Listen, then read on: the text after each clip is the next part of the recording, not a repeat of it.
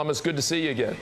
Nice to see you, Carlos. Representative Lummis, so, we saw that the GDP contracted 1% in the second quarter, which is much better than the 5.5%. We see Newsweek saying that things are getting better. We see the Fed chairman say that things are getting better.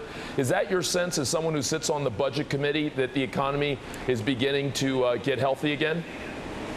My sense is that people on Main Street in America are not seeing it, because the number that Main Street Americans are looking at is the unemployment rate, and that rate is over 9.5%.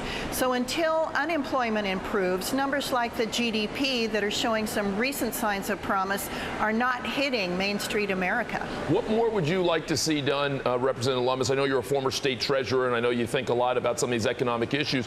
What more would you like to see done this summer and this fall in order to improve the employment situation, both in Wyoming and other parts of the country? Well, I would like to see some of the stimulus dollars that we appropriated earlier in the year but that have not been spent be redirected for tax relief.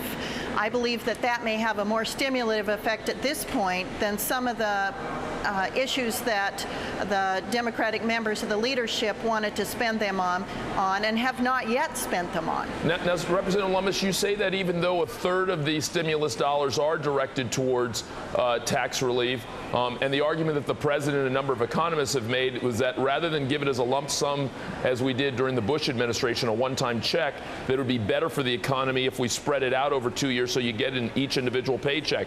But are you saying we need either A, more than 33% of the stimulus directed towards tax relief, or B, are you saying that we think we should give it all as one big chunk this year back to taxpayers? I'm saying that in addition to tax relief, we should also be spending more on what were shovel-ready projects.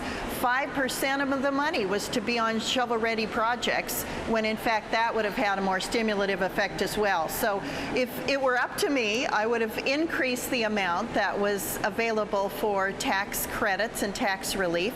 I also would have increased the amount of money that went out immediately for shovel-ready projects, rather than having so much of the stimulus being allocated towards long-term government spending that will never get in the hands of the taxpayers and the working Americans. Representative Lummis of Wyoming, thank you so much for joining us. Good to see you again.